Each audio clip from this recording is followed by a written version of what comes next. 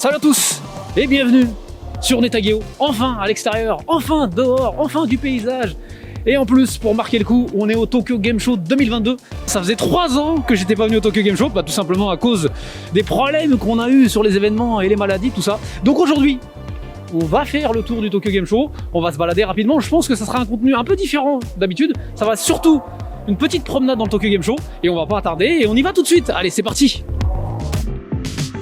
Enfin, nos balades annuelles du Tokyo Game Show vont pouvoir recommencer. Je vous propose une petite balade dans le salon pour vous montrer ce qu'on a pu filmer tout en essayant de rester concis. Évidemment, je pense que je n'ai plus besoin de vous présenter ce salon car je l'ai fait pendant des années, plus de 10 ans d'ailleurs, donc si ça vous intéresse, n'hésitez pas à revenir en arrière et à regarder nos anciennes vidéos sur le Tokyo Game Show. Malgré ces 3 ans d'absence pour le grand public, le Tokyo Game Show 2022 revient en forme et il y avait énormément de stands. Et à ma grande surprise, énormément de monde, même lors des journées professionnelles.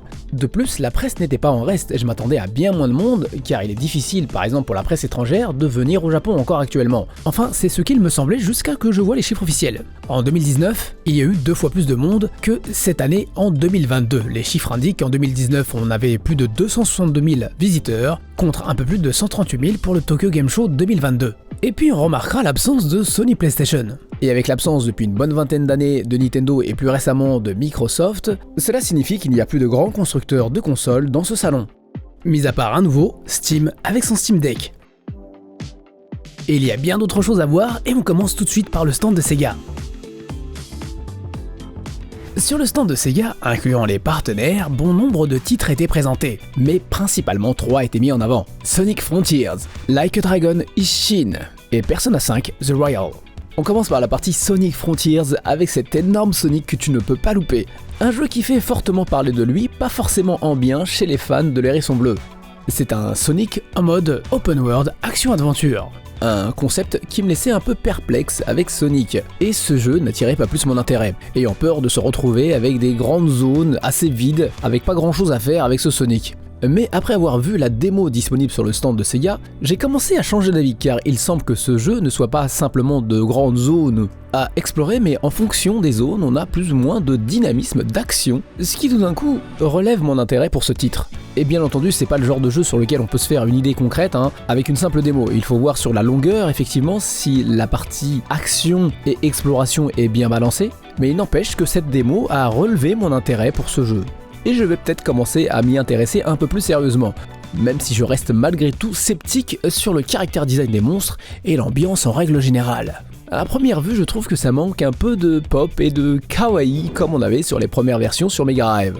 Mais je vais éviter de faire des jugements à la va-vite et on va attendre d'avoir le jeu en main pour voir vraiment de quoi il en retourne. Ce jeu devrait être disponible à partir du 8 novembre 2022 pour console et PC.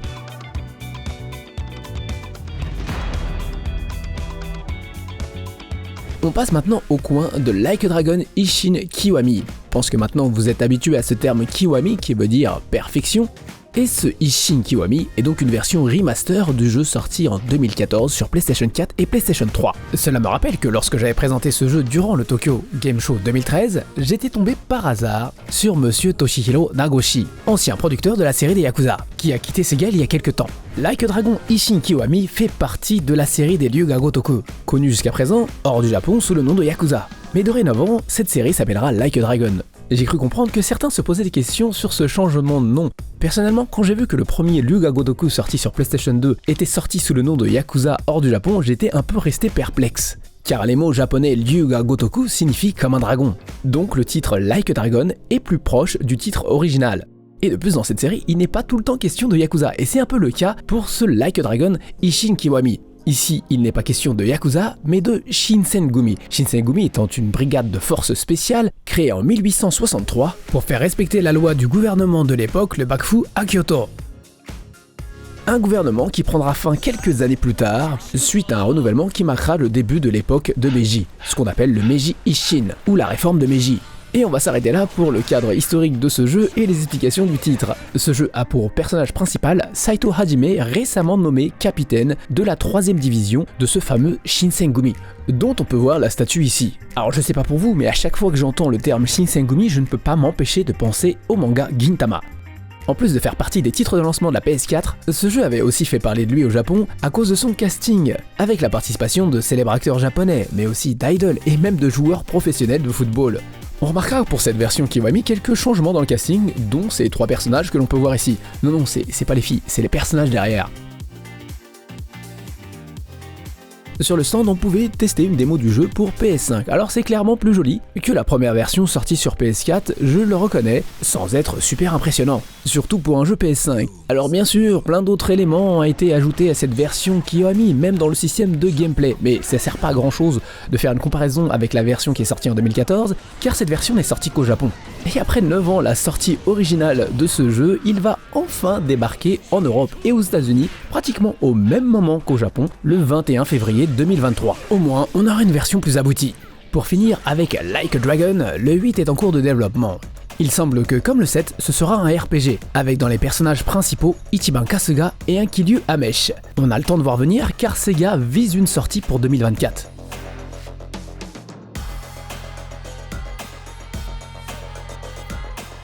On passe à gauche du stand pour vous montrer brièvement le coin Virtua Fighter Esports, connu sous le nom de Ultimate Showdown hors du Japon. C'est une version améliorée power-up du Virtua Fighter V sorti en 2006 en arcade. Mais j'ai déjà expliqué tout ça dans le Nippon Game News numéro 12. Et depuis sa sortie, depuis 2021 en téléchargement pour PS4, plusieurs DLC payantes sont disponibles. Par exemple, des DLC collabo Tekken 7, Like a Dragon, ou même une DLC pour avoir des graphismes à l'ancienne.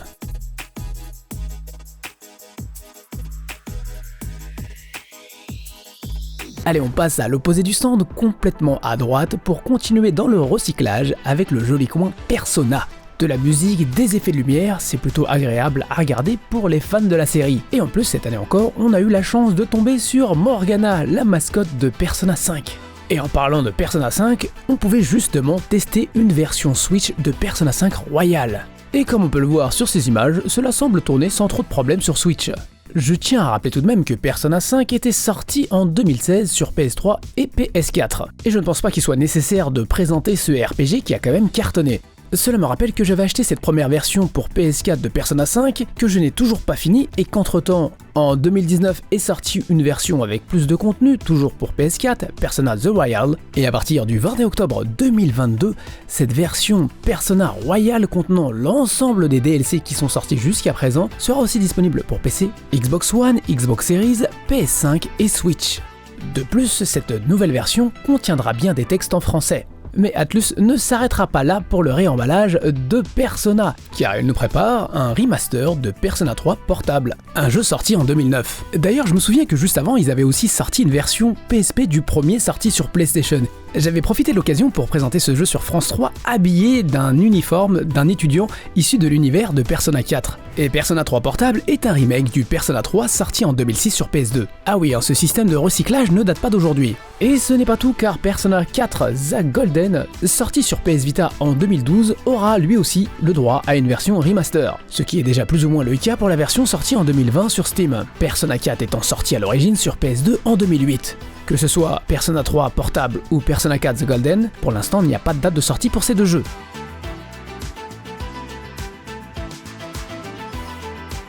Pour finir, on passe derrière le stand dans la zone Sega Partners où l'on pouvait tester deux jeux, God Simulator 3 et Disgaea 7. Les God Simulator, ce sont des jeux qui sont bien trop perchés pour moi, et dans le 3, je sens que ça va être encore le Bronx absolu. Les chèvres seront de retour à partir du 17 novembre 2022 sur PC, PS5 et Xbox Series.